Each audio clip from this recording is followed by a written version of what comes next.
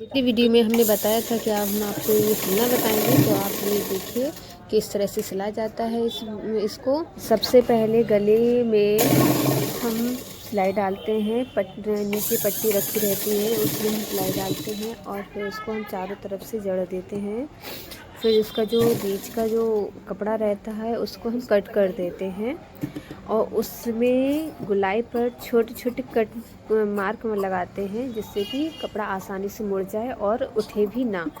तो हम आपको दिखाते हैं कि ये देखो, ये मैंने कट लगा रखे हैं। ये हमको गुलाई पर ही कट लगाने हैं, जिससे कि आसानी से मुड़ सके। तो गाइस, आप लोगों को समझ में आ रहा होगा कि हमने किस तरह से कट लगाया है, और आगे भी इसी तरह से। और ये जो एक्स्ट्रा कपड़ा रहता है उसको हम कटिंग कर देते हैं। पहले हम चौको लेते हैं, लेकिन फिर उसके बाद हम कटिंग कर देते हैं। तो आप देख सकते हो कि ये हमने उसी शेप में कटिंग कर दिया है, और इसके ऊपर हम सिलाई डालते हैं, जिससे बहुत ही फिनिशिंग आती है। ये सिलाई डालने के बाद फिर हम इसको जो एक्स्ट्रा कपड़ा है जो पीछे वाला, उसको हम अंदर ही फोल्ड कर देते हैं, और जिससे नेक हमारा रेडी हो जाता है।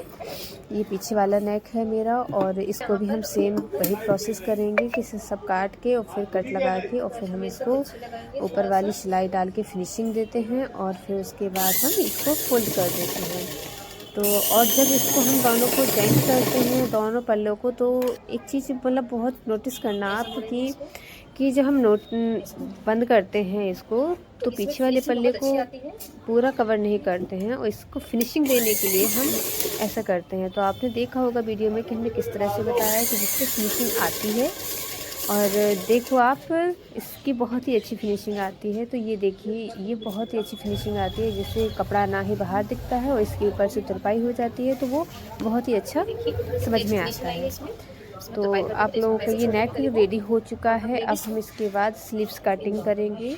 स्लीव्स में एक तरफ गड्ढा देंगे, आगे साइड में हम गड्ढा देंगे और पीछे साइड में गड्ढा नहीं देंगे। और जो गड्ढा देंगे वो हम आगे वाले पल्ले पर ही रखेंगे, और इसको हम टक कर देंगे। ये टक करने के बाद फिर हम फिटिंग पर चलते हैं, जो कि स्लीव्स का जो हमारा नाप रहता है उसी हिसाब से हम नाप कर देते हैं और पूरे में फिटिंग कर देते हैं, थोड़ा थोड़ा लूज करके। और जब हमारा पूरा फिटिंग ये चाक तक आता है, तो चाक का मैंने आपको पिछली वीडियो में बताया था, निशान लगाया था कि चाक का निशान कहाँ है, फिटिंग का निशान कहाँ है। तो हम वहीं तक ले जाते हैं चाक का निशान, और इसके 1 इंच तक ले जाते हैं। फिर उसके बाद फिर रिटर्न कर लेते हैं, जिससे कि अब फिटिंग बहुत ही अच्छी आती है। और इसकी फिटिंग थोड़ी सी गुलाई में देते हैं हम, जिससे कि फिटिंग एकदम से शेप में आ जाए और सूठी भी बहुत अच्छा लगे। तो हमने ये फिटिंग कर दिया है। और जब हमने पहले लिया था ये, तो मैंने 5 इंच का लिया था, और अभी इसकी जो मोहरी थी वो 4.5 इंच की थी। तो मैंने अब ये पूरा कवर कर दिया इसको साइज के हिसाब से, तो एकदम से फिट आ जाता है। और अब हम आते हैं चाक के पास, कि चाक को हम नीचे से फोल्ड करेंगे। फोल्ड करने के बाद चाक तो आप सभी लोगों को आती होंगी कि चाक हम कैसे करते हैं, तो आप फिर भी हम आपको लोगों को सिखाते हैं कि चाक इस तरह से बनाया जाता है। चाक को ऊपर जाते हैं और फिर उसको टक कर देते हैं, और फिर उसको मोड़ते हैं, उसके बाद फिर टक कर देते हैं, और फिर हम नीचे को लेकर आते हैं। तो इसी हिसाब से हम चाक भी बना लेते हैं। और चाक को चारों तरफ से सेम रखते हैं कि कहीं छोटा या बड़ा ना हो जाए। इसका हम बहुत अच्छे से ध्यान रखते हैं कि कोई कोना छोटा ना हो जाए, या बड़ा ना हो जाए, या तिरछा ना हो जाए। तो इसको हम ध्यान में रखते हुए चाक में कुछ पेटी बना देते हैं, और इससे हमारे पूरा कुर्ता रेडी हो जाता है।